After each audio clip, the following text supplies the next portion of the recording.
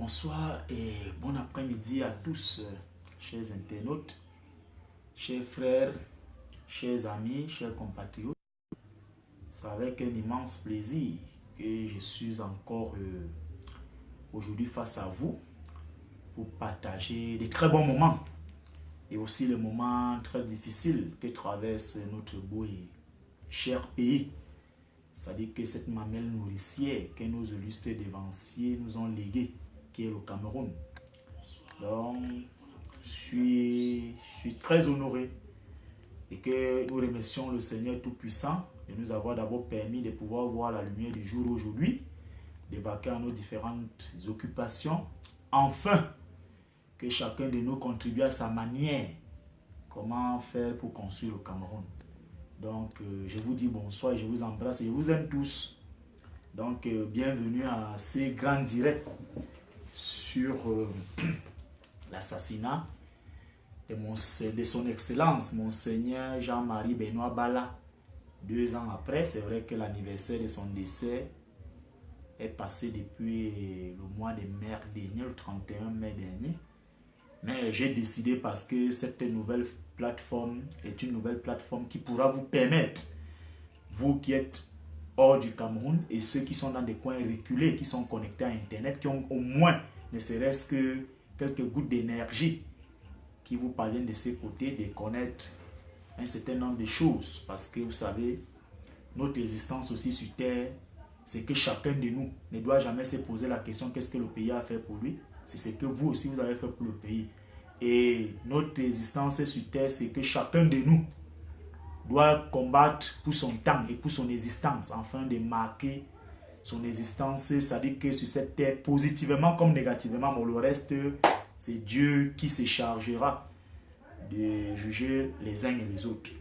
Donc, j'ai choisi ce jour pour vous parler des grands axes, c'est-à-dire que chaque fois que j'aurai l'opportunité et un peu de temps, je choisirai une thématique ensemble avec les frères qui m'accompagnent, afin de revenir sur un certain nombre de choses et l'actualité ambiante. Donc, vous savez, Monseigneur Jean-Marie Benoît Bala était tout pour nous. Il était une vertu, il était un don de Dieu. Donc, avant de planter le décor, je voudrais d'abord un peu, chers internautes, je pense que hier, vous avez vu vous-même la foubérie, l'imposture, la forfaiture que mon co-détenu, ce qu'il est venu faire, on ne sait pas, peut-être il avait un autre agenda caché. Vous savez que depuis que cette plateforme est effective, bon, de temps à autre, ce qui est sûr, on cherchera à nous infiltrer. C'est à nous d'être vigilants, d'être intelligents. Peut-être l'agenda de ces co-détenus, c'était peut-être de venir voir où nous réalisons nos directs. Et parce que ces fameux soi-disant droits de réponse n'avaient pas lieu d'être. Parce que je vais vous renvoyer, chers internautes, pour certains d'entre vous qui êtes très habiles sur la toile, d'aller regarder mes différentes interviews, les directs que je faisais avec M. Paul Chouta, vous verrez que je suis revenu sur les mêmes choses, c'est-à-dire les fameuses montres mystiques que le sorcier lui avait remis lorsque nous allions chez le juge le 27 décembre, quand il s'était approché de moi, mais proposant que voilà ce que le sorcier a demandé que nous abhorrons pour que nous soyons présentables devant le juge. Je lui avais opposé une fin de non-recevoir. Donc, mardi dernier, quand j'étais en direct ici, le sorcier l'a appelé.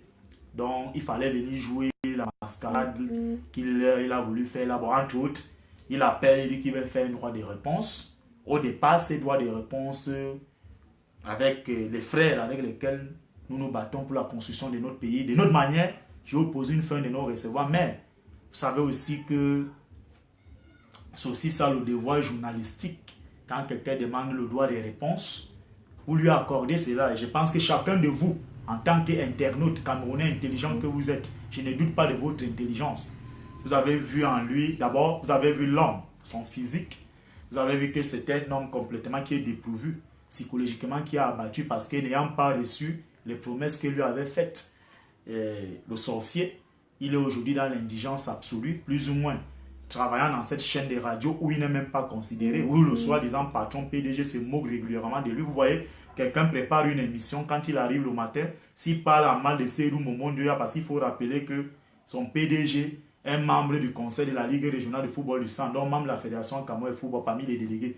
Donc, il lui est interdit formellement de parler en mal de Seydou Momondia parce que vous savez que c'est le sorcier qui l'a installé à la FECAFOOT. Donc, parfois en pleine émission, on vient, on coupe. Donc, un homme pareil ne peut pas être crédible auprès de vous. Bon, c'est pour vous dire tout simplement que nous, ça ne nous ébranle pas. Nous restons grands, nous restons hauts parce que tout ce que je vous ai dit, ce sont les faits. Nous étions ensemble co-détenus et je lui ai signifié un certain nombre d'avertissements que je monterai d'un cran. Mais je ne voudrais pas lui faire trop de publicité. Je vais être bref en vous disant que chacun de vous a pu voir comment il est venu lui-même, comme on dit au quartier, s'est cassé le nez. Parce que peut-être vous savez que les conditions de vie dans notre pays, c'est très difficile, chers internautes. Vous, Camerounais de la diaspora, les gens misèrent énormément. Donc, peut-être vous savez que de temps à autre, comme le sorcier n'a plus rien, les impôts et tout ça, peut-être il a eu quelques dividendes du côté du Qatar où il vit maintenant. Vous savez que de temps en temps, j'attire l'attention des services de renseignement d'être très clairvoyant parce que lorsque ce monsieur est domicilié maintenant au Qatar, vous savez que le Qatar finance le terrorisme international. Donc, il faudrait que nos services de renseignement redoublent beaucoup plus de vigilance. Parce qu'à travers lui, le Qatar peut entrer ici, là, et l'Afrique centrale devient un mammouth du terrorisme. Donc, je dirais tout simplement que, bon, peut-être on va lui donner un peu d'argent, ça lui permettra de faire bouillir la mamine, mais je vous dirais tout simplement que c'est un homme qui est comme ça, il est inconsistant. Vous allez donc comprendre pourquoi il me mettait la pression d'écrire la lettre d'engagement pour demander les soi-disant excuses aux sorciers. Et moi, j'ai refusé. Aujourd'hui, constatant véritablement qu'il n'a plus de dignité, il n'a plus d'honneur en lui parce qu'il n'est même plus crédible. Si ça avait été moi, à sa place, fier de moi, une tête bien faite, jaloux de ce que je suis, je ne serais même pas venu là. Parce que ce qu'il est venu galéger hier, là, vraiment,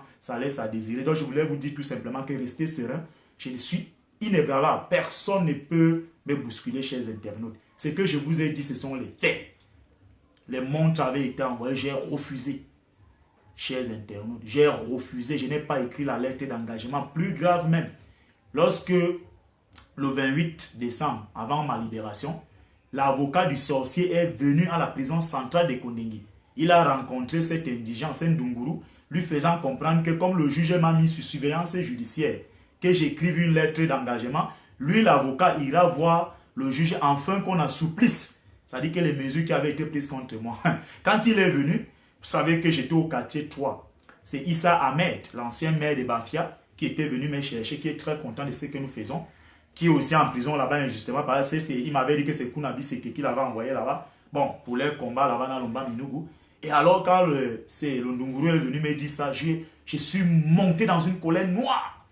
Et après qu'il soit parti, c'est comme ça que M. le maire m'a posé la question, qui dit, mais pourquoi ton frère l'avait fait ça? Il ne sait pas qu'on veut vous diviser. J'ai opposé une fin de non-recevoir. C'est pour ça que je suis resté sous surveillance judiciaire pendant 6 mois. Donc c'est un homme qui est comme ça, il n'a pas de personnalité. En plus de cela, la fameuse conférence de presse que le sorcier avait demandé qu'on fasse pour le gratifier d'honneur. Vous savez qu'il aime beaucoup les honneurs. J'avais refusé.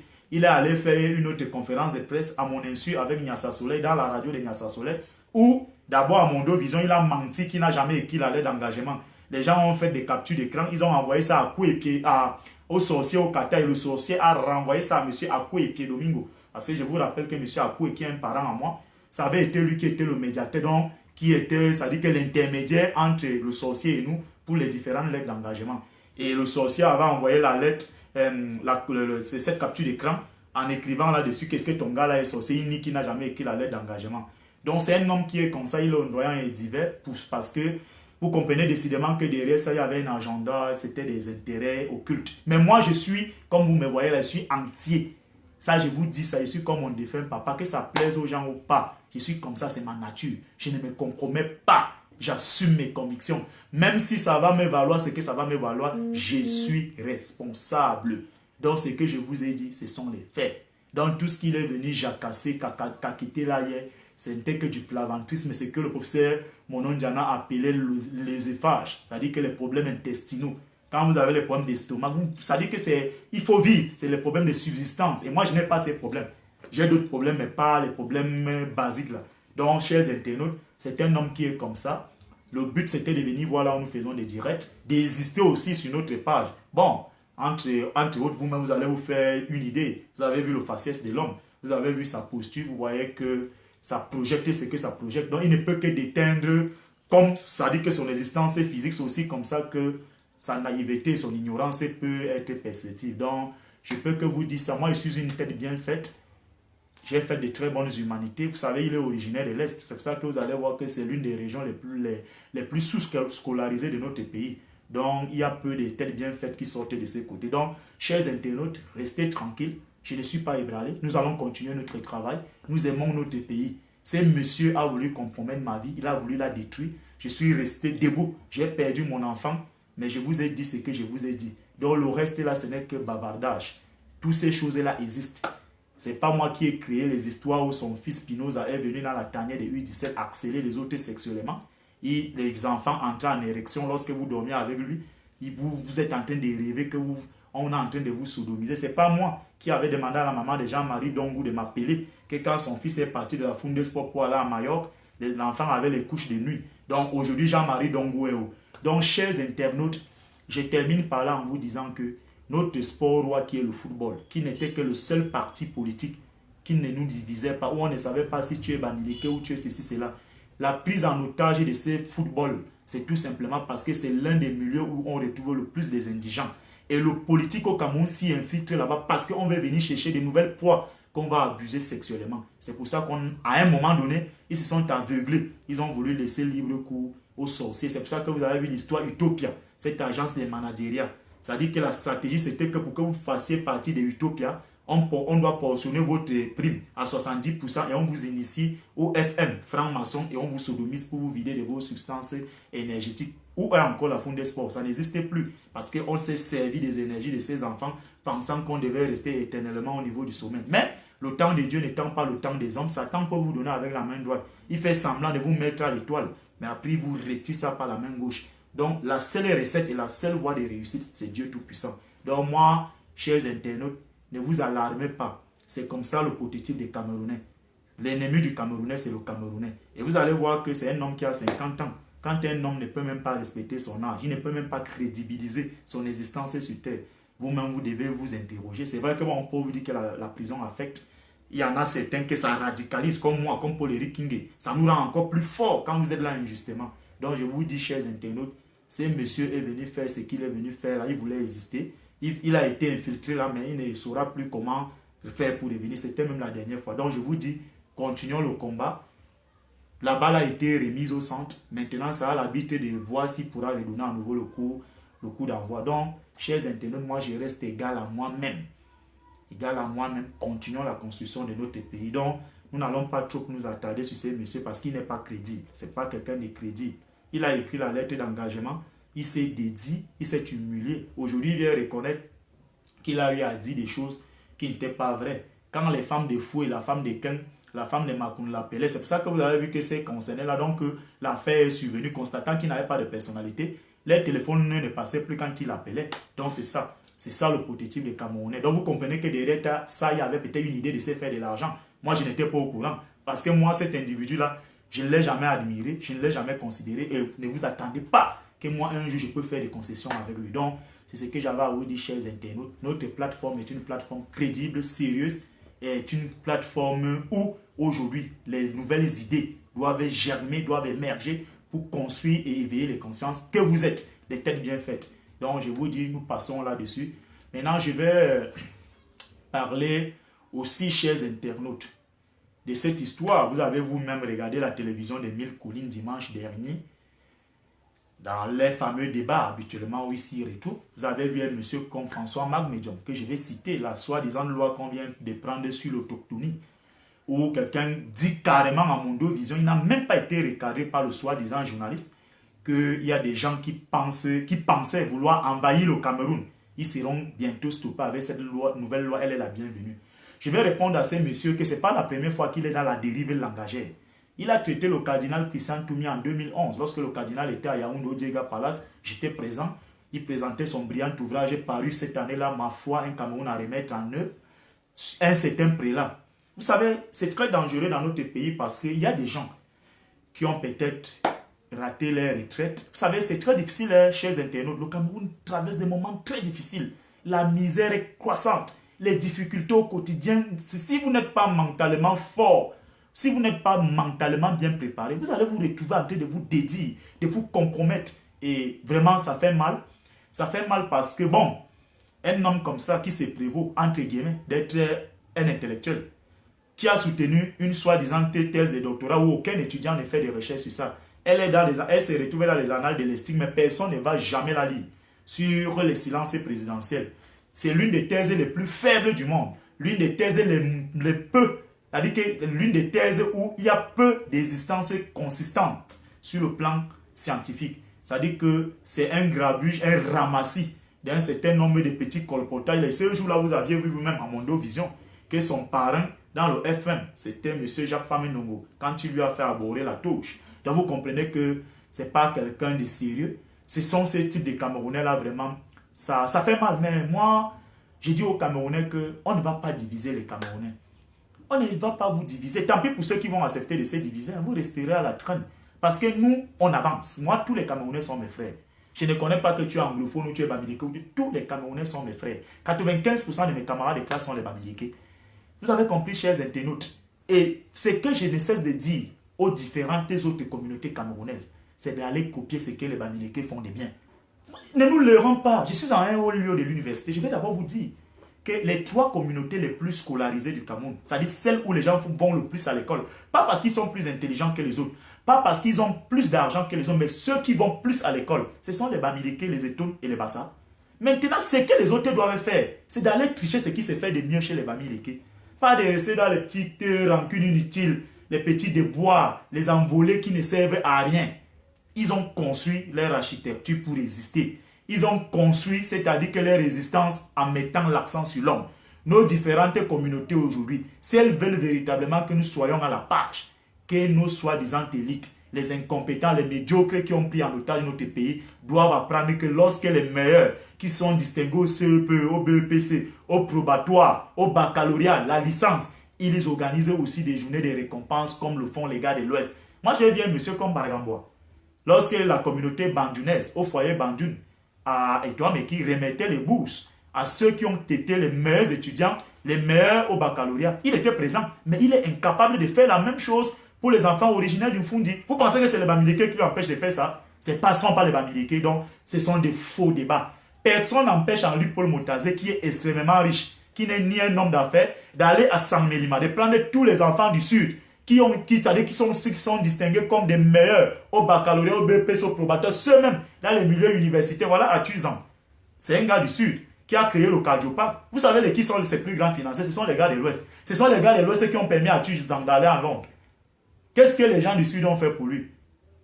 Je prendrais même la région de l'Est. Donc, c'est pour vous dire que, chers internautes, tout ça, c'est parce que les gens veulent exister. Comme aujourd'hui, dans nos différents faux médias, là, les médias du magico-anal, il y a ce qu'on appelle des panélistes et commandites. C'est-à-dire qu'on s'assoit au ministère de la Communication, au ministère de l'Enseignement supérieur, à l'AT, là où il y a un bandit qui a vidé l'argent de la campus. On dit, bon, toi, tu iras à Canal Presse, toi, tu iras dans telle chaîne. On te donne 100 000 francs. Beaucoup font bouillir les marmites en allant insulter les autres dans les chaînes de télévision là, en question. C'est pour ça que moi, j'ai dit aux Camerounais, ceux qui veulent entrer dans ces jeux-là, ça vaut risque et péril. Vous avez vu ce qui s'est passé au Rwanda, ce qui s'est passé en Centrafrique. Nous vous disons que on ne doit pas nous diviser pour des prébendes. Les gens font ça parce qu'ils veulent que la guerre s'installe dans ces pays. Eux, ils n'ont plus leurs enfants ici. Beaucoup d'entre eux, leurs femmes et leurs enfants ont les doubles nationalités. Eux, ils sont des kamikazes qui veulent mettre le feu ici. Le moment venu, ils vont se réfugier à l'ambassade des femmes. Ce n'est que le seul pays corrompu qui pourra leur permettre d'être exfiltrés du Cameroun. Mais je leur dirais tout simplement que cette construction ne passera pas. Donc les François Mag Medium, tout ce que vous construisez là, le jour où ça va péter, nous fermerons toutes les voies de sortie et nous allons rester ici comme au Rwanda. Et chacun de nous répondra de ses actes. Maintenant, je vais parler, et avant d'entrer dans le vif du sujet, sur le braquage de la cathédrale Notre-Dame des Victoires. Vous savez, chers internautes, je suis un fidèle catholique romain, pratiquant. Et je vais constamment me recueillir, même lorsque je dois vaquer à mes occupations à la cathédrale Notre-Dame des Victoires. Ce qui s'est passé mardi dernier n'est que de l'imposture, de la forfaiture. Pourquoi? Je vais vous parler. On ne peut pas avoir organisé une très grande messe de collection pour les établissements lundi. Il y a des offrandes qui sont entrées. On ne peut pas nous dire qu'on peut compter 8 millions pendant 2 jours. Ça veut dire qu'on aurait pu compter cet argent, si c'est vrai que ce sont ces 8 millions qu'on aurait emporté de ces côtés. Le même jour, aller déposer ça à la procureure, afin que la procureure aille verser ça à la banque. Mais la dame qui gère l'économie, sachez-en donc comment la cathédrale Notre-Dame des Victoires fonctionne. Lorsque Monseigneur André Woukine est arrivé, il avait été nommé archevêque métropolitain ici en 2002. Vous tous vous souvenez, 2001-2002, après la mort de Monseigneur Jean Zoua, vous savez qu'on avait bloqué l'entrée ouest de Yaoundé pour dire que non à Mbamileke. L'environnement avait tellement été hostile à Monseigneur André Woukine, il a trouvé une dette énorme. C'est comme ça que cet homme qui était un oint de Dieu, un élu de Dieu, les vrais hommes, parce que cet homme comme richesse qu'il a pu laisser à sa famille, c'était sa paire de lunettes. À chaque fois qu'un membre de sa famille allait lui demander de l'aide, il disait que non, c'est l'argent de l'église. Il a été appelé par Dieu pour servir l'église et non pas pour se servir. Et vous allez donc voir que le père Woukine s'est battu à restructurer moralement la cathédrale Notre-Dame des Victoires. L'extraversion des mœurs, le comportement tribal, la corruption, la concussion avec le système illégitime satanique, il s'était vraiment mis à l'écart. Lui, c'était l'évangile. Lui, il prêchait pour le bien-être et l'existence de l'être humain. Alors, le père Woukine a été combattu. Il a été combattu, jusqu'à ce que lors d'une conférence à l'Université catholique d'Afrique centrale, on avait empoisonné le micro qu'il était en train de parler. Étant tombé là, il ne s'était plus jamais relevé. Ntoyen Bakot Simon est arrivé. Vous savez que Ntoyen Bakot a été accepté parce que c'est un homme qui n'a pas de personnalité. Il est compromis, c'est un corrompu. Et entre autres, selon ce qu'on dit, qu'il aurait été camarade de classe de M. Biya. Et vous savez que l'épiscopat camerounais était pris en otage et contrôlé par Beninga Eboutou et Pioro Pio pour l'ancien nonce apostolique. Je vais revenir là sur l'assassinat de Monseigneur Jean-Marie Benoît Bala. C'est donc comme ça que Bakot étant arrivé, il a commencé un certain nombre de réformes. Bon, les réformes en question, c'était beaucoup plus pour ses propres avantages, parce que lui-même n'était pas blanc comme saint. Et c'est comme ça que les réformes en question ont débouché sur un idéal très simple. C'est-à-dire quoi? La cathédrale étant un lieu qui est tellement ouvert. L'ancien directeur de cette cathédrale, Xavier Antoine-Marie Evouna, qui est actuellement le recteur du sanctuaire marial d'Insimalem, était aux États-Unis. Étant rentré des États-Unis, il a ramené les caméras.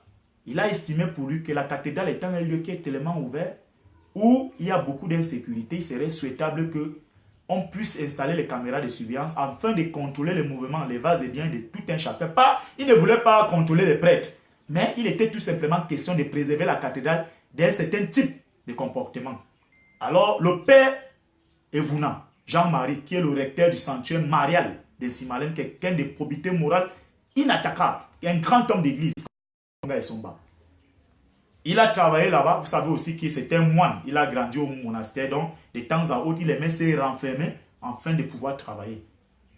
Et quand Bakot a été débarqué pour ce que vous connaissez là, que je vais revenir sur ça, sur Monseigneur Jean-Marie Benoît Bala, on a nommé Jean Barga, leur ami à eux, administrateur apostolique avant qu'il ne soit confirmé comme archevêque métropolitain de Yaoundé. Il est revenu avec Xavier Atanas Olomo, qui avait été chassé des milieux de l'église parce qu'il était au petit séminaire de Mbalmayo. Il avait été chassé et excommunié de là pour pratiquer de pédophilie. C'est comme ça que Olomo est ramené et il est nommé recteur de la cathédrale Notre-Dame des Victoires. Il arrive, il supprime les caméras de surveillance. Entre autres, lorsque Jean Barga nomme le personnel diocésain, c'est-à-dire que l'administration de l'archidiocèse de Yaoundé, sur les 100 personnes qui administrent l'archidiocèse de Yaoundé, il y a 85 éonos. Le reste, maintenant, on a réparti ça avec les autres tribus. Et un jour, j'ai été frappé par une image, chers internautes. Il y avait une dame de l'Ouest qui avait une boutique. On vendait les lunettes là-bas. Il y avait beaucoup d'autres objets sensibles pour la santé de l'être humain. Il a fait entrer tout un catépia qui est venu démolir ça, demandant à cette dame d'aller installer ça à Bafoussam parce qu'il est temps que la cathédrale revienne aux chrétiens. Pourtant, elle-même, elle était une fidèle qui cotisait. Elle payait sa dîme chaque semaine et chaque mois. Ça avait gêné tout le monde. Il a instrumentalisé encore un autre truc. Vous allez voir tous les jeunes qui vendaient tout le long à l'intérieur de la cathédrale, là, les œuvres de piété et les sacrements d'église. Ces enfants sont persécutés jour, c'est-à-dire que jour pour jour. Parfois, il appelle le délégué général à la Société nationale, il parle le patois. On envoie les escouades de policiers là-bas à Ouara d'Intimiévouna comme ça. Et ce qui s'est donc passé mardi dernier, c'est que si ces caméras de surveillance étaient véritablement fonctionnelles, on devrait aujourd'hui savoir qui sont derrière ça. Ceux qui sont derrière ça, c'est qui? il faut demander l'argent des fidèles à Jean Baraga, au Lomo, et sa nièce qui gère l'économie, celle qu'on a trouvée là le matin, qu'on dit qu'on aurait ligoté, qui dit là-bas, selon ses dires, elle dit que ces gens ont voulu tirer sur elle. Un a dit que non, ce n'est pas elle qu'on voulait, c'est Olomo qu'on voulait. Posez-vous la question de savoir pourquoi Olomo a voyagé à la veille. Donc, chers internautes, c'était de l'entourloupe, c'est de la mascarade ce qui s'est passé à la cathédrale Notre-Dame des Victoires. On doit nous dire pourquoi Olomo avait débranché les caméras de surveillance que le père l'abbé Antoine-Marie Evuna avait installé pour sécuriser, pas pour sécuriser les prêtres, mais sécuriser la cathédrale pour voir les vases et biens les uns et les autres. Chers internautes. Et plus grave, ces jeunes qui se débrouillent là, tout autour de la cathédrale, c'est eux qui assurent véritablement la sécurité. Parce qu'il y a vraie insécurité à la cathédrale de Notre-Dame des Victoires. Moi qui vous parle, en 2012, j'allais composer les NAM. Je suis allé là-bas très tôt en matinée, je me suis posterné pour louer le Seigneur. J'ai enlevé ma montre, j'ai déposé sur le banc. 30 minutes après ma prière, quand je lève ma tête, quand je ne vois plus ma montre. Il y a même eu des gens qui perdent même les laptops là-bas, c'est-à-dire, vous allez à la maison, vous fermez votre véhicule, on casse le pare-brise. Certains même, comme par exemple, aujourd'hui, j'étais à l'adoration du Saint-Sacrement. Ils viennent à la messe du jeudi parce que il y a au moins un nombre, c'est-à-dire acceptable de fidèles. Ils soutient les gens. Ça existe, les portables même. Parfois, les femmes, vous savez que quand une femme entre à l'église, celles qui pêchent au quotidien, celles qui trompent leur mari, c'est-à-dire les femmes infidèles, qui viennent là pour demander pardon à Dieu, aller faire les mêmes choses. Quand elles se concentrent là pour prier, elles s'oublient. Donc même les sacs à main des femmes sont volés. Véritablement, il y a le vol à la cathédrale. Et parfois, c'est le personnel même de la cathédrale. C'est-à-dire que ceux qui travaillent à l'économie, même certains prêtres même, là-bas à la cathédrale sont des voleurs. Ils ne sont pas sérieux parce que vous savez que le métier de la prêtrise aujourd'hui, les gens ne viennent plus là parce qu'ils sont appelés par Dieu. Donc c'est pour vous dire que ce qui s'est passé là, si les services de renseignement, les enquêteurs veulent vraiment faire leur travail, vous allez voir que la main de Olomo existe là. Parce que toutes les filles qui se sont succédées comme gestionnaires de l'économie sont ses soeurs, ses nièces, ses cousines. Ce sont que les étoiles qu'il met là-bas. Donc on doit nous dire comment les gens collectent l'argent. Lundi et mardi à 6 on vient braquer. Ça veut dire que c'est quelqu'un à l'intérieur de la maison qui a filé l'information. Et ces bandits ne sont pas des bandits ordinaires. Ces bandits se trouvent à l'intérieur de la cathédrale, chers internautes. Donc, voilà des choses comme ça que nous ne devons pas accepter dans notre pays. Les gens vont venir vous dire, oui, les gens ne craignent plus Dieu, ils viennent même voler dans la maison de Dieu. Mais quand vous avez tout désacralisé, un pays où il n'y a plus de morale, où un homme peut aller avec un homme, où un homme peut prendre son coq, il fait la zoophilie avec, où un homme peut prendre la chèvre, il encule la chèvre. Vous pensez que c'est quoi? Vous voyez des gens qui ramassent l'argent dans les caisses de l'État, ils affament d'autres Camerounais. On se retrouve aujourd'hui qu'on n'a pas de dialyse, on n'a pas de plateau technique, on n'a rien. Nos hôpitaux sont des mouroirs. Ceux-là sont même plus dangereux que les braqueurs. Les braqueurs, là, eux, ils viennent braquer parce qu'ils ont faim. Parce qu'ils sont dans l'indigence, dans le besoin. Mais ceux qui ne sont pas dans le besoin, pourquoi ils volent tous les jours? Donc l'archevêque métropolitain de Yaoundé, Jean Baraga, qui a sa croix au cou comme un talisman, qui passe le temps à brandir en longueur de journée, à pavaner avec, doit nous dire où se trouvaient ces 8 millions de francs CFA. Cet argent, c'est où? Pourquoi Olomo a voyagé à la veille? Sa nièce qui gère l'économie. Maintenant, elle dit que non, c'est quand un autre prêtre est tenté d'arriver là, qu'on a aussi poussé le prêtre dedans, on a fermé la porte, les gars ont fui. Vous pensez que, chers internautes, tel que la cathédrale est ouverte, avec la souffrance que les Camerounais vivent au quotidien, je vous assure, à partir de 4 h du matin, tout le centre-ville, les Camerounais sont déjà dehors pour aller se débrouiller. À 6 h, la messe de 6 h à la cathédrale, elle n'a pas plus de 100 personnes. Mais les altères et les alentours de la cathédrale, là, ça, je sais de quoi je vous parle. Les gens sont déjà là, ceux qui font le chai, ceux qui font le café, ceux qui ont les brouettes pour frire les œufs ambulants, là, ils sont là. Ça veut dire qu'un tel truc comme ça, là, si les gens n'ont pas une bonne information venant de la maison, ils ne peuvent pas s'attarder. Ça veut dire que ça hasardé de venir faire ça, chers internautes. Donc, que Olomo, Jean Baraga et sa nièce qui gère l'économie nous disent où les 8 millions de fidèles sont partis. C'est à eux qu'il faudrait qu'on s'adresse. Que les gens arrêtent de faire ce qu'ils sont en train de faire là, ils racontent des histoires. Le père l'abbé Antoine-Marie Evuna a installé les caméras là-bas. Vous allez voir, chers internautes. Certains qui sont à Yaoundé, rendez-vous à la grotte Maria Lancy-Marine. Vous allez voir que cet homme, quand il a été nommé recteur là-bas, il a modernisé cet endroit. Propre. Quand vous allez là-bas chaque 12 h du mois, vous vous sentez confortablement en communion avec Dieu. C'est d'abord quelqu'un de sérieux et de très honnête qui n'est pas compromis dans les histoires du magico-anal, dans la corruption, les faux frères qui détruisaient l'église de l'intérieur en prenant les cadeaux de support de Satan de l'extérieur. Donc, chers internautes, le braquage à la cathédrale Notre-Dame des Victoires de Yaoundé, Olomo, Xavier Atanas, le pédophile, l'actuel recteur, et Jean Baraga, et sa nièce, la nièce de Olomo, qui gère l'économie là-bas, doivent nous dire où se trouvait cet argent. C'est à eux qu'il faudrait demander cet argent. Maintenant, chers internautes, je vais terminer en vous disant que le milieu ecclésiastique camerounais est très dangereux. Très, très dangereux. La traîtrise, la médisance, la calomnie, les empoisonnements, c'est eux. Notre église est fractionnée aujourd'hui parce que, chers internautes, il y a aujourd'hui deux courants à l'intérieur de l'église catholique. Le premier courant, c'est quoi? C'est ceux qu'on présentait être les mauvais évêques. Le cardinal Toumi, Samuel Cléda, le feu Dieu de Nebo Mix, et Suya Fontaine, l'archevêque de Bamenda, et un certain nombre de les bons évêques, c'est Monseigneur Adalbert Ndjana, Christophe Zoua, Jean Baraga, Xavier Atana Solomon. C'est-à-dire que les gens qui gèrent les intérêts occultes, qui sont là pour damner les esprits des fidèles. C'est pour cela que, chers internautes, aujourd'hui, vous devez savoir la vérité de l'assassinat de Monseigneur Jean-Marie Benoît Bala. Vous savez, les gens peuvent faire des choses dans le noir. Je peux tuer quelqu'un ici, là où je suis là. Je me dis que je suis seul. Ça ne sortira jamais. Même le rideau va aller me trahir.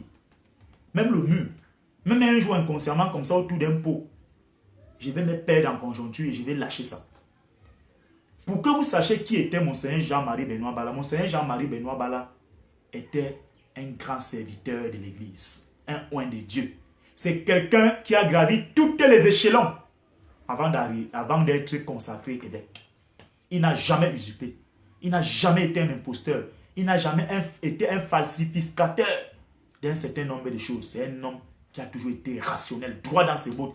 Et il s'était toujours opposé viscéralement et radicalement contre la pratique de la pédophilie et de l'homosexualité. Ça dit que chaque fois qu'il faisait ses homélies, il ne cessait de le marteler en attirant l'attention des fidèles que seul le plus grand salaire et la plus grande récompense qu'un fidèle puisse avoir, c'est le travail. Et que la reconnaissance et la gloire doivent revenir à Dieu. Chers internautes, Monseigneur Jean-Marie Benoît Bala était déjà sur l'œil du cyclone. Il faut le rappeler. Pourquoi? Parce que Monseigneur Jean-Marie Benoît Bala remplace Monseigneur Athanas Bala. Je vous ai dit que moi, je suis né à la cathédrale Saint-Sébastien. En fait, à l'hôpital Saint-Sébastien de Bafia, qui n'est pas très loin de la cathédrale Saint-Sébastien de Bafia. Et je vous avais dit que ma venue au monde était très compliquée parce qu'il fallait assez de sang à ma maman pour que je vienne au monde. Et les deux personnes qui sont proposées de donner le sang à ma mère, c'était Monseigneur Athanas Bala, père à son âme, et mon bon bouquet, il portait son nom. Donc, quand Monseigneur Athanas Bala prend sa retraite en 2003, il s'est fait remplacer par Monseigneur Jean-Marie Benoît Bala. Quand Jean-Marie Benoît Bala arrive au diocèse de Bafia, je vous assure, il continue dans la même lancée. C'est-à-dire que la construction de l'homme, la valeur ajoutée qui est l'être humain, l'existence, qu'est-ce qu'il pourra laisser à la postérité. Alors, il y a eu donc des comportements déviants qui avaient commencé déjà à se chuchoter parce que les milieux d'église, ça bavarde beaucoup. Comme dans le milieu des artistes, le milieu des intellectuels, le milieu des footballeurs. Parce que là-bas, on va beaucoup dire que l'église, c'est un truc hermétiquement qui est fermé, c'est un truc très vicieux où on parle peu. Mais je peux vous dire, à l'intérieur, les complots qui sont tout dits contre les uns et les autres, ah mais mon Dieu, c'est très grave. Parce que je sais de quoi je vous parle, j'ai été au séminaire, moi j'aurais pu être prêtre. Parce que Monseigneur Athanas Bala s'était proposé de payer mon cursus, mais j'avais refusé. Pourquoi? Parce que je n'étais pas appelé à faire ça. Mais il faut être vrai. Parce que c'est ça qui tue notre pays aujourd'hui. Les gens vont embrasser ce qui n'était pas prédestiné à faire. C'est vrai, on va vous dire que c'est le chômage, mais on ne s'amuse pas avec Dieu. On ne fait pas la roubladise avec Dieu. Avec Dieu, il faut être vrai. C'est clair. Moi, j'avais dit à mon père Athanas Bala, mon père, moi, je ne vais pas me retrouver un jour en train de tirer quelqu'un avec sa croix au cou parce qu'il s'est mal comporté. Parce que si moi j'avais été ordonné prêtre, je n'accepterais jamais que les gens comme Jean Baraga comment se comportent à côté de moi. Avoir un comportement haute. Donc, par mesure de prudence, il ne faut donc pas aller salir ou provoquer Dieu là-bas pour qu'il soit foudroyé. Donc, j'ai préféré faire autre chose, faire des grandes études après d'attendre la récompense de Dieu. Donc, Monseigneur Jean-Marie Bala, étant arrivé là-bas, il a prescrit presque à tous ses collaborateurs travail, efficacité, rendement, compassion, écoute du fidèle. Il a redynamisé le diocèse de Bafia. L'administration était très bien structurée. Bosseur, il partait du bureau à minuit, 23h. 23h minuit. Alors, le recteur qu'on avait tué, le recteur Ndjama, avait constaté que la plupart des enfants qui faisaient les études au petit séminaire avaient déjà changé le comportement. C'est-à-dire, vous savez, au séminaire, quand vous êtes au séminaire, l'un des premiers critères, c'est que vous n'avez même pas grand-chose à faire. En dehors de faire vos études, vous faites des études, vous vous levez le matin, vous priez, vous allez à l'école, vous rentrez, vous mangez. Vous êtes bien.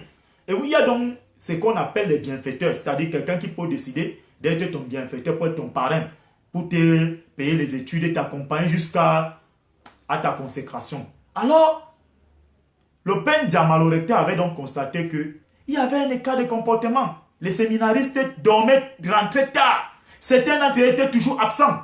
Alors, c'est comme ça qu'il va donc dire à Monseigneur Jean-Marie Benoît Bala. Et Monseigneur Jean-Marie Benoît Bala de lui dire que, monsieur le recteur, prenez vos responsabilités, rendez-moi compte, lorsque vous aurez déniché, qu'est-ce qui amène ces séminaristes de se comporter de la sorte. C'est donc comme ça que le père Jean-Marie Ndiama dormait tardivement. Il espionnait les gars. Les gars rentraient avec des buildings, des grosses voitures. Ils viennent à Yaoundé, ils viennent se faire sodomiser par certains pontes du régime qui étaient leurs parrains. Ils rentrent avec des... C'est-à-dire que beaucoup de choses, les plastiques, bien les yaourts, ils entrent. Il a commencé à voir des gars qui n'arrivaient pas même à payer les pensions, mais ils avaient déjà les grosses voitures. C'est comme ça qu'il les infiltre. Et certains d'entre eux passent aux aveux. Certains commencent à lui dire que bon, il y a tel qui me sodomise. On se retrouvait souvent à Hala, au collège de la Saint-Pierre, à l'auditorium de la Rose-Croix, à Fébévilla, voici ça. Il fait donc un rapport en béton à Monseigneur Jean-Marie Benoît Bala sur un certain nombre de pontes du régime. Monseigneur Jean-Marie Benoît Bala, tellement il était très acrimonieux vis-à-vis de cette pratique, décidé donc lui-même de remener une enquête personnellement. Et il décèle que parmi ces barons du régime illégitime, il y avait les plus proches collaborateurs de Paul Biya. Parmi ceux-là, Belinga Eboutou. C'est donc comme ça que Monseigneur Jean-Marie Benoît Bala fait une lettre. Et son erreur aussi, chers internautes, c'est que parfois aussi, nos frères-là ont tous ces petits hic-là, le tribalisme. Il fait une lettre qu'il doit adresser à M. Biya pour dénoncer son collaborateur qui vient pourrir. C'est-à-dire que le petit séminaire de Bafia. Pourquoi? Parce que lors de la récollection ici à Yaoundé, quand Monseigneur Jean-Marie Benoît Bala fait la lettre, il envoie à M. Biya, une autre à Piero Piopo qui était à l'époque non apostolique. M. Piero Piopo prend sur lui de prendre les deux lettres et de cacher, d'attendre que Belinga Eboutou rentre et de lui envoyer ça pour dire, tu vois ce que votre type dit de vous. À partir de là, c'est là où l'arrêt des morts de Monseigneur avait été signé. Lors de la récollection ici à Yaoundé, ces femmes de ces pontes du régime-là viennent, parce que la récollection chez nous, les cathédrales, c'est qu'ils viennent ici là en retraite spirituelle, il y a un certain nombre de choses qu'ils viennent faire. Alors, beaucoup d'entre eux avaient été excommuniés, radiés du petit séminaire de Bafia. Monseigneur dit qu'il ne veut plus les voir, qu'ils partent. Ils arrivent donc ici, ils viennent voir les mentors, dont les maris ici à Yaoundé. Et les maris donc décident que non, on va vous réintégrer coûte que coûte au petit séminaire. C'est comme ça donc que Monseigneur Bala, parce qu'il y a une troisième lettre qui va chez Jean Barga. Alors, Belingadon étant rentré, il appelle Jean Barga. Il dit à Jean Barga que c'est toi qui m'as présenté Jean-Marie Benoît Bala. Tu m'as dit que c'était ton frère. Voilà.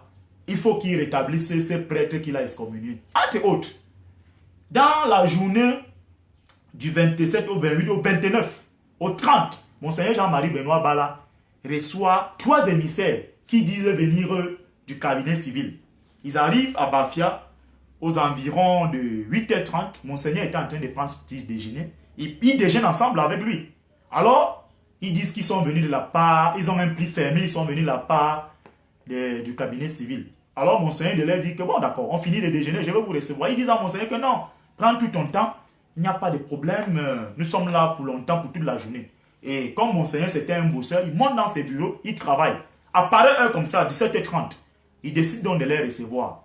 Il les reçoit dans ce qu'on appelle le parloir. C'est comme ça dans les milieux ecclésiastiques qu'on appelle le lieu de réception, le parloir. Ils vont s'asseoir là-bas.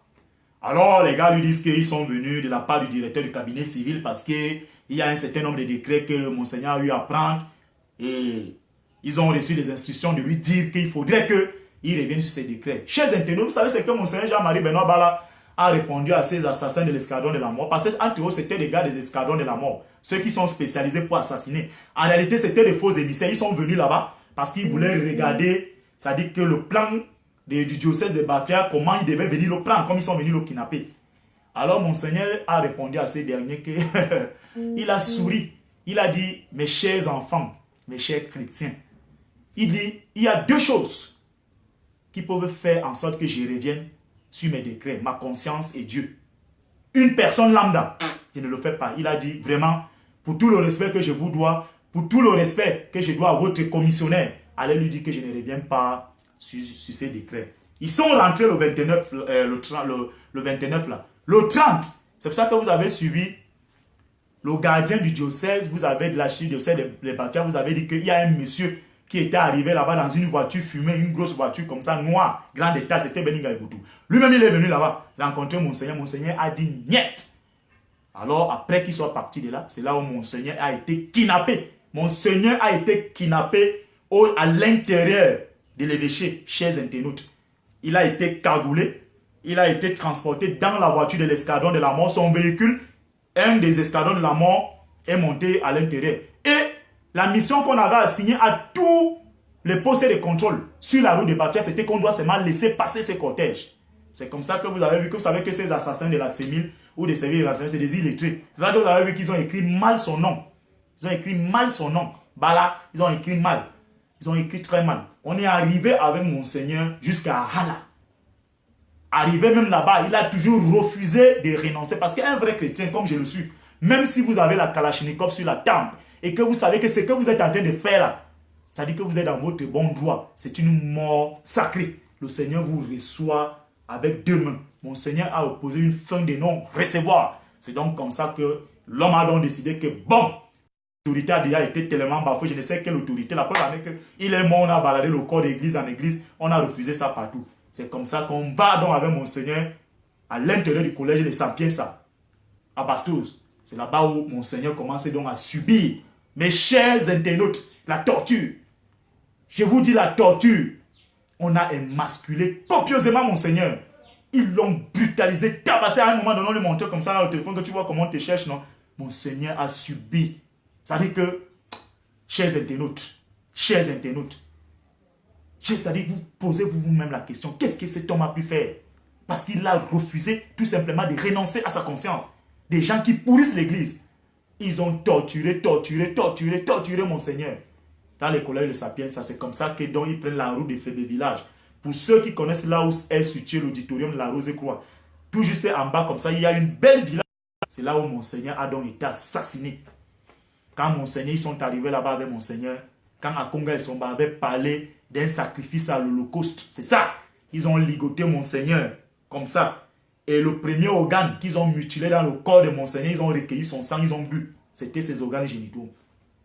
Chers internautes, ils l'ont sodomisé. Ils ont tiré une balle au niveau de sa tempe gauche ici, là.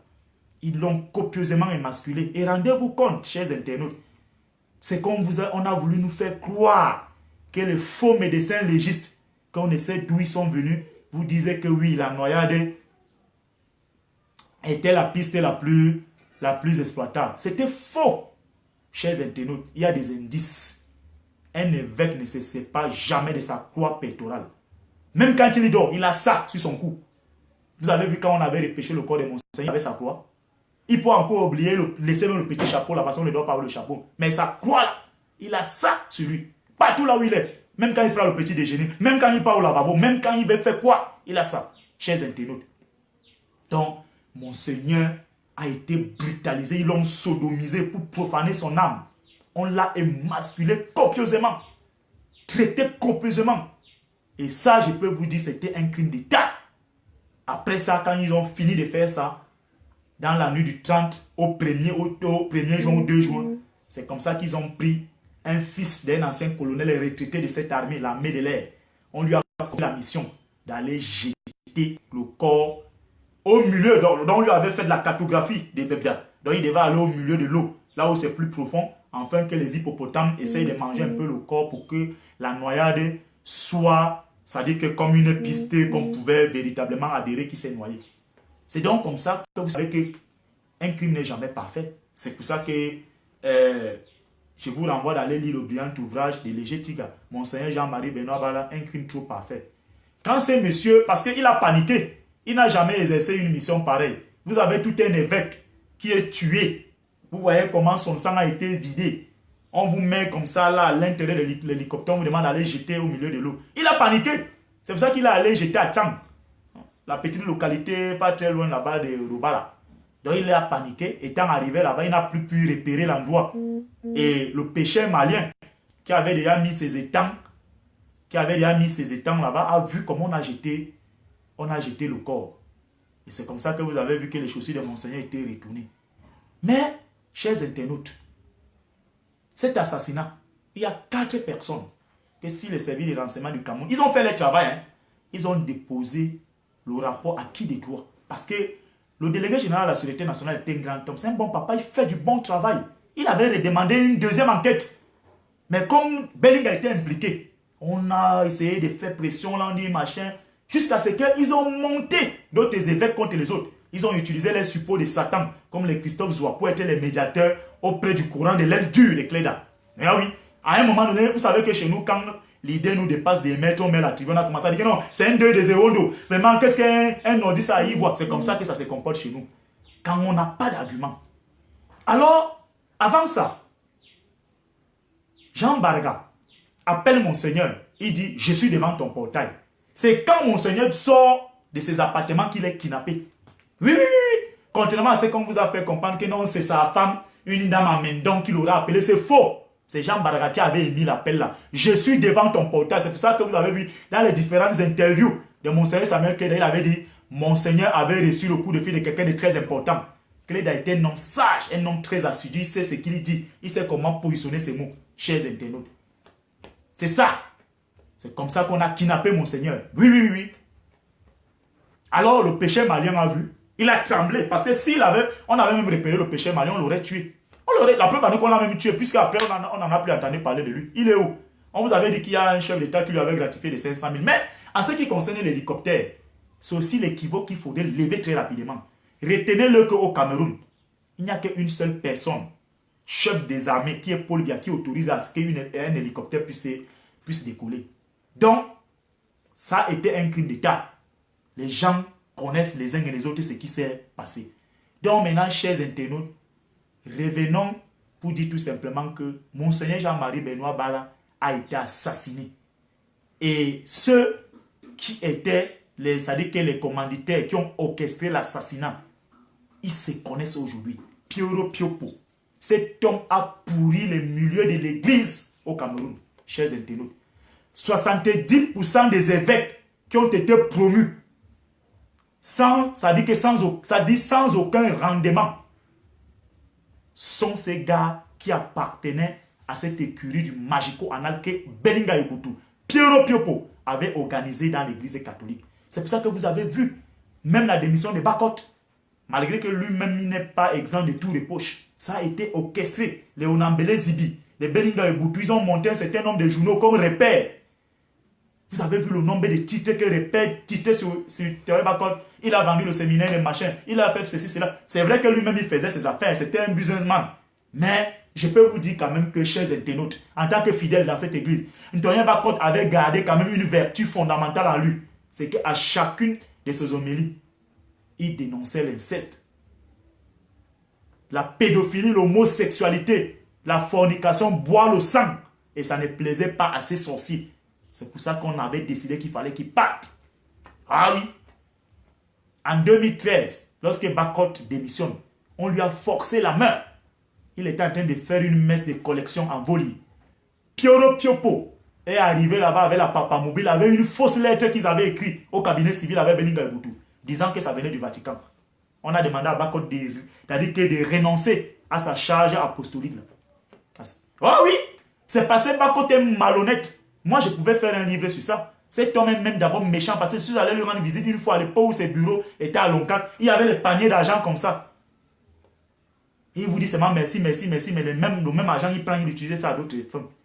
Oui, c'est comme ça que ça s'est passé. Bakot n'a jamais démissionné. C'est passé les milieux de l'église et il y a l'hypocrisie. Et la preuve en est qu'il parlait ça par derrière. Parce qu'il n'a pas de personnalité. Regardez comment il est même affamé. Il est obligé aujourd'hui d'aller dans les restaurants faire les prières là-bas. Pour qu'on lui donne à manger, on lui donne un peu d'argent. Il se retrouve dans les églises de réveil. Vous pensez qu'on doit humilier un prélat comme ça? C'est la malédiction. Ce sont des choses que je combats. Les hommes de Dieu, chers internautes, les gens qui ont monté Bakot à l'université catholique, les mêmes gens, on a Zibi, Bellingue Boutou, Mamafouda, on va dire là-bas que les Bamileke sont ceci. Mais attends, écoutez, chers internautes, l'université centrale d'Afrique centrale que vous comprenez là, l'église fait dans du social. Vous ne pouvez pas construire un truc que vous estimez faire dans du social, vous mettez la pension à 1,2 million. Sociologiquement et anthropologiquement, on sait qu'au Cameroun, ceux qui sont susceptibles de payer les études à leurs enfants, là, sont les Bamileke. Moi, quand j'obtiens mon baccalauréat en 1998, j'ai envie d'aller faire philo à l'UQAM, mais ma mère me dit qu'elle n'a pas d'argent. Si je pars là-bas, les autres ne vont plus fréquenter. Hein? On a instrumentalisé Bakot dans cette histoire. Si ça n'avait pas été le père Lado qui s'était offusqué, mais attends, comment un homme de Dieu peut prendre sur lui? Il écrit une lettre et il mentionne que est-ce que c'est parce qu'ils sont plus intelligents que les autres qu'ils embrassent les matières scientifiques? Est-ce que c'est parce qu'ils sont des tricheurs? Là, ce n'est plus un homme de Dieu qui parle. Oui. Vous jetez donc l'anathème sur une communauté. Et ça n'avait pas été bien apprécié. Et c'est un jeu qu'on avait amené Bakot à jouer. Il pensait que ces gens étaient avec lui. Mais vous avez vu comment on l'a pressé comme une orange. Et le moment venu, on l'a jeté. Ah oui, regardez-le. Donc c'est ça. Et plus grave, quand on annonçait la disparition de Monseigneur Jean-Marie Benoît Bala, quand on était en train de le chercher dans les eaux de Bebda, le procureur de la République a mis son bureau sous scellé. Mais vous savez, Jean Barga a envoyé Olomo, qui allait ouvrir ses bureaux là, il a pris des dossiers. Parce que Olomo et Monseigneur Jean-Marie Benoît Bala, c'était l'eau et le feu. Parce qu'il avait été nommé à l'époque là-bas, quand Monseigneur Jean-Marie Benoît Bala était évêque comme économe. Il n'avait pas fait plus d'1 an. Il avait été chassé parce que Monseigneur avait pris la main dans le sac pour pratiquer de pédophilie. Donc c'était l'eau et le feu. Donc voilà donc, c'est-à-dire que l'orchestration, la structuration de l'assassinat de Monseigneur Jean-Marie Benoît Bala. Un homme qui est un très grand nageur, on vous dit qu'il s'est noyé. Chers internautes, je vais vous dire, un homme de cet acabit, de cette posture-là ne se suicide pas. Oui, c'est interdit dans les vertus de l'Église qu'un serviteur de Dieu se suicide. C'est de la lâcheté, c'est de la faiblesse. Jean-Marie Benoît Bala ne pouvait pas se donner la mort, chers internautes. C'est pour ça que vous avez vu Monseigneur Akonga et Somba, quand il avait convoqué l'apôtre Paul. Ce n'était pas parce qu'il parlait de l'apôtre Paul de la Bible. Il parlait d'un Paul qui existait sur terre. Pourquoi me persécutes-tu? Et il s'est posé la question en ironisant. Qui tue même les prêtres de ce pays? Chers internautes, une question très simple. Bellingue Boutou était à l'office religieux de Monseigneur Jean-Marie Benoît Bala à la cathédrale. Non, lui qui était prompt à être à toutes les cérémonies. Même lors de l'enterrement à Bafé, il n'y était pas. Suivez mon regard. Mais, vous savez, nous, par exemple, les vrais chrétiens, on avait décidé que trop, c'est trop. Et il fallait que les hommes d'église fassent le travail. Et je vais vous faire une confidence. Lorsqu'on fait la levée du corps de Monseigneur Jean-Marie Benoît Bala à l'hôpital général, avant la levée du corps, Jean Barga et Cléda ont failli en venir aux mains. Parce que quand Monseigneur Cléda arrive, on sort, on tire au premier tiroir, il dit que non, ça ce n'est pas mon évêque. On tire au deuxième, il dit que ça ce n'est pas mon évêque. Jean Barga n'était pas encore là. C'est comme ça que les réseaux du Magico en l'appellent. Comme il y avait les vitres très transparentes là, dont on voyait les gestes. À un moment donné, Monseigneur Cléda est sorti de ses gants. Il a fallu beaucoup de médiation, beaucoup de tacts pour qu'il accepte. Parce que rien ne justifie même que c'était le corps de Monseigneur qui était dans son cercueil. Chers internautes. C'est ça la vérité. Alors, Monseigneur a donc été brutalement assassiné comme ça. Pour quelles raisons? Tout simplement parce qu'il s'était offusqué contre la pratique de la pédophilie, les abus sexuels, l'exploitation de l'être humain, l'homosexualité. Parce que ceux qui venaient le faire ne le faisaient pas parce qu'ils voulaient le bien de l'Église, ils le détruisaient. Chers internautes, l'homosexualité est un vice maçonnique. Tout franc-maçon a de l'appétit pour l'anal. Et quand il vient vous sodomiser, il ne vient pas vous sodomiser par plaisir. Ce n'est pas une déviance sexuelle, c'est faux. Il vient vous vider de vos énergies. Parce que l'être humain a une veine en lui qui est très vitale, qui est, c'est-à-dire que la couloir de transmission entre le cerveau et la moelle épinière, on appelle ça le kundalini. C'est au niveau du rectum anal. C'est ça que les francs-maçons cherchent pour se charger. Quand ils vous pénètrent, ils ont des incantations qu'ils font, des récitations qu'ils font. Quand ils vous pénètrent, ils vous vident de vos substances et vous devenez, c'est-à-dire que un projecteur d'énergie pour eux. Ça veut dire que si vous allez coucher avec votre femme et qu'elle est chargée spirituellement, quand elle vous charge, vous revenez, ils vous bombardent. Ah oui, c'est ça. C'est ça les frères maçons. Et vous savez donc qu'ils cherchent les milieux où il y a beaucoup plus d'indigence. Le milieu du journalisme, le milieu du sport, les milieux artistico-politiques et les milieux religieux. C'est là-bas. Ah oui, c'est ça. Donc, Monseigneur Jean-Marie Benoît Bala, moi j'étais à Bafia l'année dernière. Ma maman était souffrante de ses côtés. C'est lui qui garde, bon, qui est là-bas aujourd'hui, je crois que c'est lui le recteur, il s'appelle Amougou. Je suis allé le voir. Je lui ai dit, bon, moi je suis venu, je vais prier sur la tombe de Monseigneur. Il m'a demandé s'il connaissait Monseigneur. Je lui ai dit que bon, le connaître pas comme mon ami, mais en tant que chrétien catholique, c'est normal. Il m'a dit d'accord, patient. Il est allé ouvrir la cathédrale. Je suis allé à l'extrémité droite là-bas, c'est là où se trouvait la tombe de Monseigneur. Il m'a dit, quand tu finis de prier, sors par la petite porte. Je lui ai dit, merci mon père. Je me suis posterné sur la tombe de Monseigneur Jean-Marie Benoît Bala. Je lui ai demandé une seule chose, que ensemble, nous allons nous fédérer. Et que là où il se trouvait dans le haut-delà, qui nous aide, nous ici sur terre, de vaincre ceux qui ont eu raison sur lui et qui ne se laissent pas. Et je peux vous dire que il est tout. Oui. Je peux vous faire quand même une petite confidence, mais je ne vais pas citer les noms des prêtres en question pour aussi aller les assassiner. Qui m'ont dit que la femme de Belinga les avait conviés un jour à Hala pour aller faire les prières chez lui parce qu'il avait même déserté sa maison de Hala. Il habitait maintenant à Bastos. Donc on vous dit, dans la nuit, il dort beaucoup. Mais en journée, il est là comme ça. Là. Il voyait Monseigneur partout. Même sur son lit d'hôpital, dans une clinique genevoise, quand il voulait mourir, il avait dit qu'il a été trahi par Paul Biya. Il a dit ça. Je ne sais pas pourquoi. Moi, ça c'est eux là-bas. Je ne sais pas. Donc, c'est pour vous dire que, chers internautes, quand les hommes d'église veulent faire, ils font. Et il reste encore 3. Pioro Piopo, Jean Bargayo Lomo. Bon, maintenant, c'est lui qui était allé verser le sang sur la tombe et l'hôtel de Monseigneur. Là-bas, lui, c'est son problème. Il dit partout qu'il agissait au nom de Belinga Boutou. C'est lui qui l'avait. Ça, c'est leur problème. Nous connaissons que ceux qui ont été les artisans de cet assassinat-là, ce sont ceux que je donne les noms là. Ah oui. Donc, chers internautes, Monseigneur Jean-Marie Benoît Bala a été assassiné.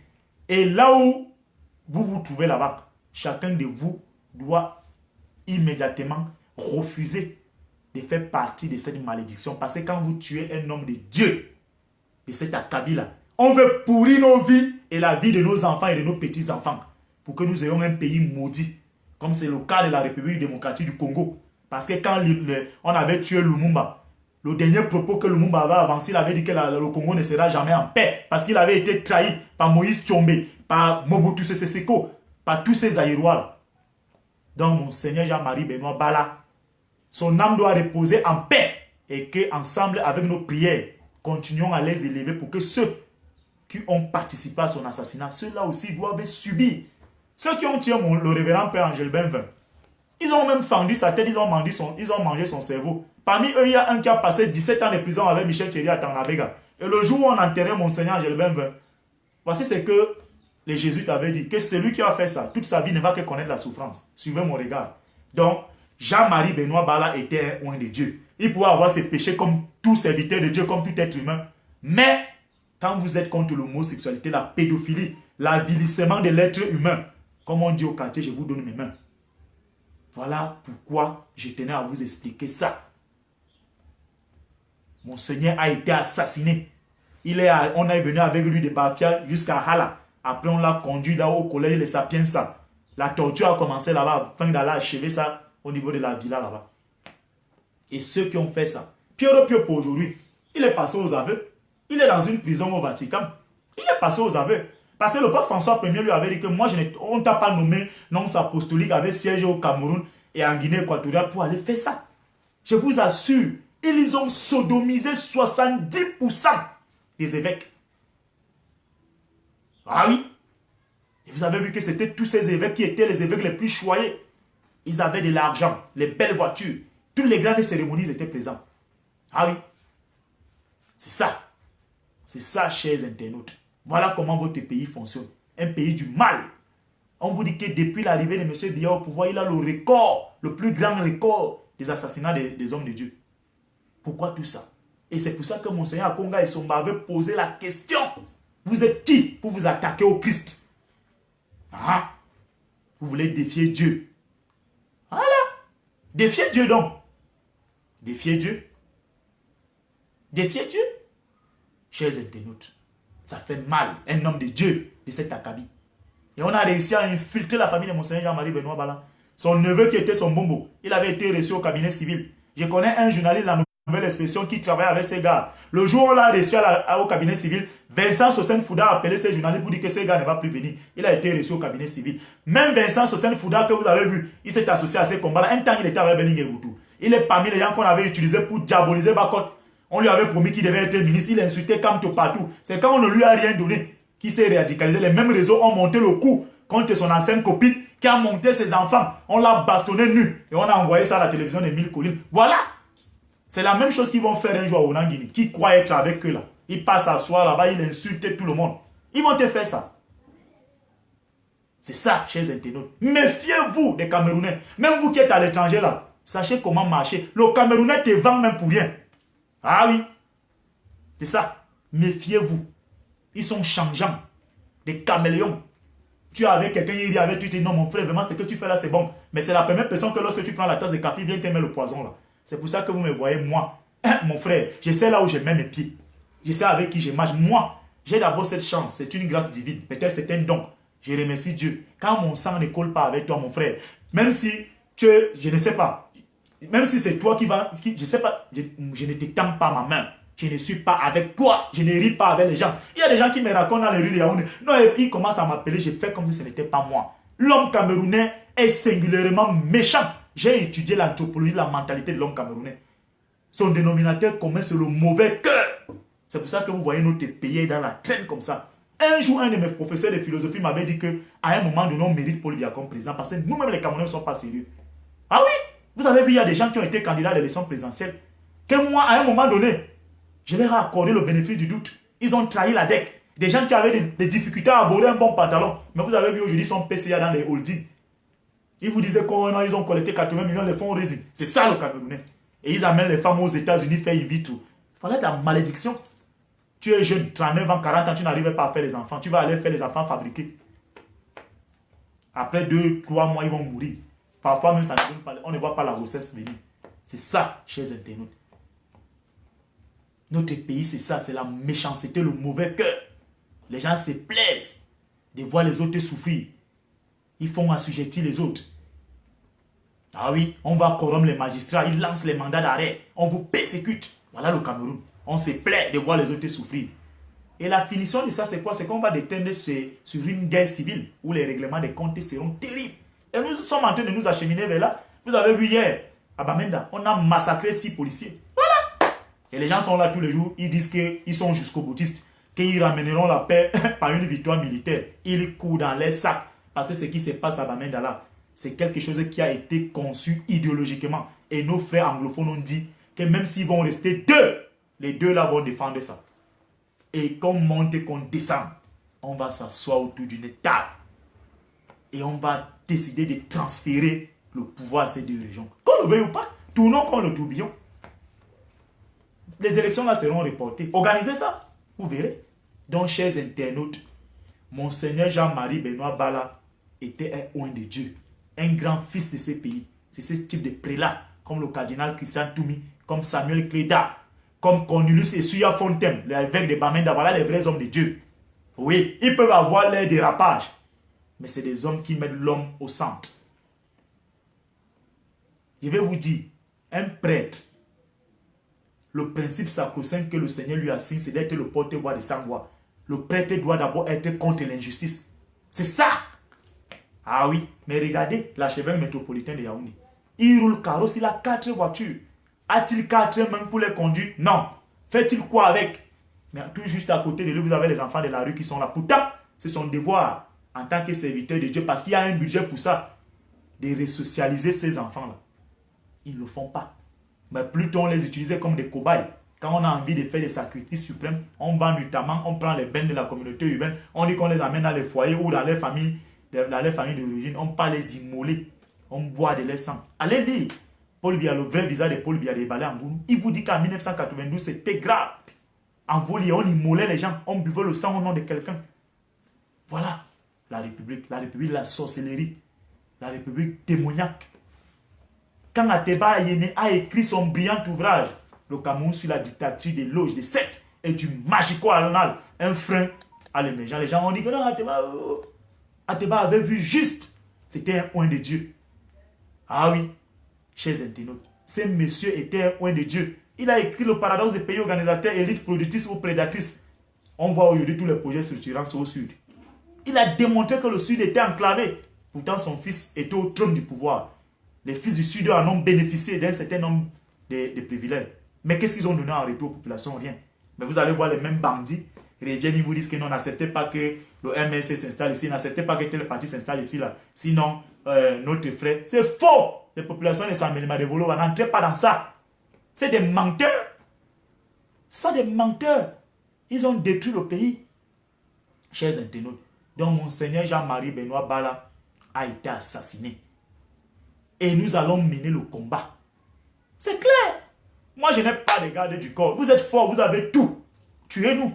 Vous allez voir qu'il y aura toujours des gens qui vont encore être plus radicaux que nous qui vont naître. Et ceux-là même vont même pas porter même alors les armes. Ça sera des kamikazes. Ressaisissez-vous. Revenez à la raison. Vous savez, on va beau vous dire, Aïdjo était un sanguinaire. Il a tué nos UPCistes, nos nationalistes. Mais Aïdjo, chers internautes, avait une vertu en lui, c'est qu'il avait le sens de l'État. Aïdjo ne pouvait pas être vivant. Un stade qui portait son nom. On a englouti près de 2000 milliards pour les infrastructures de la canne. On ne livrait pas ça. Il va pendre tous ces gens. Il ne va pas tenir compte de vos droits de l'homme là. Oui! Oui, chers internautes. Et vous avez vu, c'était un homme clairvoyant.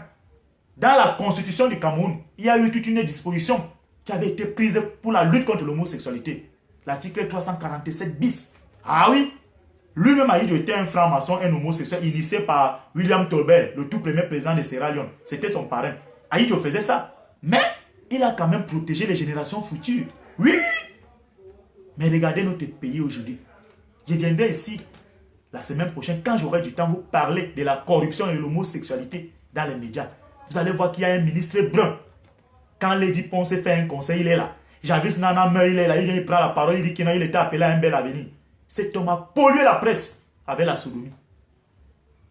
C'est pour ça que vous voyez aujourd'hui, la presse est complètement élargie. On comptait les journalistes au bout du doigt qui prennent le courage à deux mains pour donner la parole aux gens. Les médias sont infléodés, pris en otage. Ah oui, c'est un directeur de publication roule carrosse. Mais regardez, ce sont des feuilles de chou. Parce que quoi, c'est le réseau du magico-anal. Notre pays est pris en otage par ça, le diable, le satanisme. Ils ont tout verrouillé. J'étais rentré dernièrement visite à mon directeur de thèse au ministère de l'enseignement supérieur. Alors, j'ai échangé avec lui. Au sorti de là, il m'a envoyé quelque part là. Je suis allé voir un là qui dit m'admirer. Il me dit vraiment, alors comme toi tu as décidé de combattre les francs-maçons et les homosexuels, c'est eux qui ont l'argent, c'est eux qui ont l'économie mondiale. Toi alors, vraiment, et ici au Cameroun, tu vois, non? Il a tiré le tiroir à ses chers internautes. Il avait beaucoup d'argent, les blocs d'argent là. Il a pris 500, un billet craquant, il m'a donné.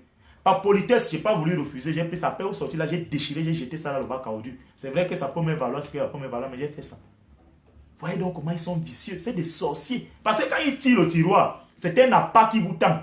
Si vous êtes intéressé, vous allez revenir. Et vous allez commencer à vous dédier. Je vais revenir ici faire un direct. Je ne serai plus celui que vous connaissez là. Je vais commencer à louanger Paul Biya. A dit non, il a gagné les élections. Le Cameroun va bien. Vraiment, les Ambazoniens, on doit les exterminer. Ah oui. Oui, oui. Il y a un ministre ici là qui a trompé un jeune comme ça. Il est venu le voir. Il dit bon, vraiment, tout ça, il a commencé quand il voyage. Il ramène les manchettes, les chemises et les belles paires de chaussures, les gros téléphones à ces jeunes hommes là. Un jour, il invite ces jeunes hommes là chez lui. Il avait un canapé lit dans son bureau. Il dit au jeune homme que bon, il va te donner 3 millions. Tu vas commencer à me sodomiser. Le Mboutoukou tombe dans le piège. Il croit que oui, il va venir sodomiser le type. Il est venu 3 fois, on a donné 9 millions. Après un temps, il a commencé à louer les appartements de 325 000. Quand il rentre au quartier, il avait une petite Yaris beau. Il rentre, on l'appelle président. Il fait les achats à Maïma, à Casino, à Bricolus. Après un temps, le type il dit que bon, je t'ajoute 6 millions, non 9 millions maintenant. Moi, je te donne 9 millions, c'est moi qui te sodomise. Puisque un temps d'abord, on a coupé. Il n'était plus ravitaillé, le type ne l'invitait plus de venir le sodomiser. Bon, comme il a vu qu'il était il y a un gars respecté, il ne voulait plus revenir à la basse échelle. Il a dit que non, je me mouille quoi, car si on me sodomise là. Donc on l'a niqué 2, 3 fois. Il allait mourir en Afrique du Sud. C'est comme ça. Parce que ça, il faut entretenir l'anal. Et les hôpitaux, c'est en Afrique du Sud et en Espagne. Quand vous entendez que celui-là, il est en Afrique du Sud ou il est en Espagne, c'est là-bas, il va faire ce qu'ils appellent le pansement anal. Il y a un journaliste de ces pays qui avait taire son nom. Son petit frère est médecin à l'hôpital général. Un jour, son petit frère lui a dit que mon grand frère, tu sais pourquoi je ne mangeais plus la viande? Son grand frère lui a dit non. C'est parce que je vois des choses. Tous ces gens que vous voyez là, avec les vestes, vraiment, quand ils viennent faire le nettoyage anal à l'hôpital général, je vois les anus qui baignent les sangs. C'est pour ça que j'ai perdu le goût de la chair rouge. C'est ça votre pays. C'est pour ça que vous voyez qu'on peut tuer les gens à Bamenda, 13 000 morts. Vous voyez des gens venir avec les yeux rouges. En conférence de presse, ils vous disaient que quand tu vas se retrouver dans le village de Si, je savais. Voilà les gens là. Ils sont comme des fous. Le sang qu'ils boivent. Mais Tutu Sedouala l'a dit dans Méditation des prisons. Page 57, chapitre 11. Il vous parlait d'un sacrifice d'un être qui vous est très cher. La consommation d'un verre de sang frais humain. Il dit l'homosexualité est un combat nocturne, un tapis volant qui vous envoie dans l'ancestralité. Il a dit. Et vous connaissez qui est Tutu Sedouala. Vous allez aller relire au Cameroun de Paul Biya, de Fanny Pigeot, paru en 2011. Même chose, où on vous dit que un immeuble est bétonné, mais on voit un chat qui tombe la mort dans les bureaux de certains ministres. Oui, vous lisez et balayez en gros le vrai visage de Paul Biya, 100% Paul Biya, le cauchemar de ma vie. Ateba le magico anal au Cameroun sur la dictature de l'OEDC du magico anal. C'est ça. Voilà votre pays. Et qui a amené ça ici au Cameroun? C'est lui pour le jour-là. Ce jour-là, il est venu ici avec la soutane comme un missionnaire. Et la mission à lui assignée par l'administration française, c'était de venir sodomiser les chefs traditionnels de tout le Cameroun. Mais les seuls chefs traditionnels des tribus qui ont refusé, c'était les Etones, les Bamileke, les anglophones. Ils ont refusé de s'avilir. Les autres chefs traditionnels ont prêté le flanc. Ah oui, au jour-là. Et il a bousillé 80% de notre élite. C'est pour ça qu'il nous a germé cette malédiction. Et il ne s'est pas seulement arrêté au Cameroun. Parce que les trois pays homosexuels d'Afrique francophone où l'homosexualité d'État existe, où on a vilé les gens, on a assujetti les gens, il y a le Gabon, le Cameroun et la Côte d'Ivoire. Ah oui, c'est ça. Voilà en quoi on a réduit l'Afrique. On prend des fous comme ça, on va les initier à la grande loge maçonnique de France, au Grand Orient de France. On les trompe que non, si vous êtes chef d'État, si vous êtes secrétaire d'État, vous êtes ceci dans vos pays, c'est nous. C'est faux. Et ils transportent des milliards. Ils vont verser là-bas. Donc vous allez vous inculturaliser dans les choses des autres. C'est pour ça que le père Gilbert me disait que lorsque vous embrassez les cultures des autres, vous ne pouvez jamais vous développer. Vous êtes aliéné mentalement. Les Angélibin, c'était les visionnaires. On l'a tué en 95. Ils ont fendu sa tête. Ils ont mangé son cerveau pensant qu'ils allaient être intelligents comme lui. C'était impossible. Les gens comme Douala Moutomé, qui était ministre de la Justice à cette époque, il a scellé le cercueil de Monseigneur Angel Benvin. Agbo Tabi, chancelier de l'université de Yaoundé 1, il a refusé les hommages académiques à Monseigneur Angel Benvin. Voilà. C'est le seul pays au monde, chers internautes, où dans nos soi grands lycées qu'on appelle l'université, on n'enseigne pas les savants. Achille Mbembe n'est pas enseigné dans nos universités. Mongo Betty, Jean Makela, Eboussi Boulaga, Maurice Kamto, Luc Sinjun, on n'enseigne pas ces gens-là. Cléda n'est pas enseigné dans nos universités. Klokadina Toumi. Ah oui. Mais allez voir ce qu'on enseigne. C'est pour ça que vous constaterez aujourd'hui que la jeunesse camerounaise là, est mal formée contrairement à la jeunesse sénégalaise, nigérienne, ghanéenne. Ah oui, parce que les contenus des enseignements sont vides. On a beaucoup plus libéralisé que les gens vont s'asseoir dans des amphis, ils ramassent les masters. Mais le contenu dans la tête là, c'est vide. Regardez, dans les Orange, les MTN, les Camtel, les jeunes filles qui se font recruter là-bas. C'est le droit de cuissage, la pharotocratie, la sexualité du canapé. Celle-là, quand elle vous libère même un SMS, mais mon Dieu, ça vous laisse à désirer. Elle vous dit, j'ai un master 2 en gestion et comptabilité. Elle vous écrit fin, la famine avec FIN. Voilà. C'est ça. Et c'est eux que vous allez voir, ils sont devant là, Camtel, partout là, avec les talons, les mèches brésiliennes. C'est pour ça qu'il faut féliciter mon Koulou Mondo, même si aujourd'hui il est comme il est. Quand il est arrivé à la CNPS après le départ de Montazé, il a constaté que la masse salariale était supérieure au budget de la CNPS. Il voyait les gens plein peu partout. Après, il a fait venir des experts en informatique. Il a dit aux gens que même si tu as eu le CEP au Bangladesh, je voudrais que chacun de vous vienne ici là maintenant avec son diplôme. Il y a eu des gens qui vous disaient qu'ils vont venir avec les diplômes demain là, ils sont partis. Voilà. Voilà votre république. Et c'est cette république là que nous ne voulons pas. On veut un Cameroun où on ne va pas regarder les gens que tu es du Nord, tu es anglophone, non. Un Cameroun où, si tu es susceptible de nous hisser à la nouvelle donne, à la nouvelle gouvernance mondiale, des Camerounais bien formés en informatique, des Camerounais qui sont compétents dans chaque domaine. Quand on lance un concours, on n'a pas besoin de parler d'équilibre régional. Si il y a une région qui est faible, elle reste dans sa faiblesse. Tout ce qu'on doit faire, c'est que l'État central doit permettre en sorte que tous les enfants du Cameroun soient égaux sur le plan de la connaissance. C'est ça. Ah oui. Vous allez voir qu'il y a telle région, là où quelqu'un a 8 de moyenne, il est admissible à l'ENAM.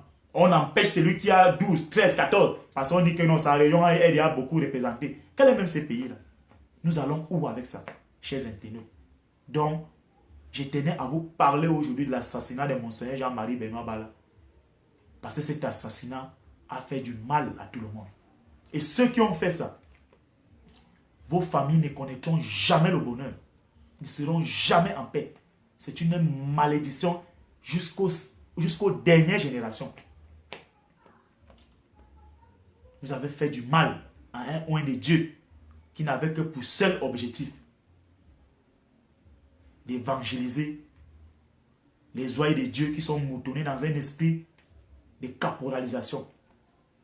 Donc, Monseigneur Jean-Marie Benoît Bala était un grand homme. Il a été assassiné. Assassiné. Il a refusé de revenir sur ses décrets. Il a dit que seule sa conscience et Dieu peuvent faire en sorte qu'il revienne. Et c'est ça un vrai homme de Dieu. Pas les faux hommes qui abordent des soutanes avec des croix au cou comme des talismans. Ils viennent, ils font au nom du Père et du Fils et du Saint-Esprit, mais ils sont souillés de sang. Oui. C'est ça, chers internautes. Donc vraiment, je tenais à vous dire cela. Notre pays traverse une situation très dramatique. Toutes les routes sont pourries. La poussière, c'est comme le volcan. Yaoundé sale, ça pue partout, les égouts, partout. Ça ne fait pas honneur à notre pays. Dieu nous a dotés de tout. Donc ces gens ont échoué. Qui laissent des histoires que non, les gens ont pris les armes à Bamenda. Pourquoi ces gens ont pris les armes à Bamenda? Le cardinal Toumi avait dit qu'il y a deux choses qui vont amener la guerre. C'est le tribalisme et les fausses élections qu'on organise. On l'a été de tous les noms d'oiseaux. Nos frères du nord-ouest et du sud-ouest ne sont pas respectés, ils ne sont pas considérés. Et ils ont voulu se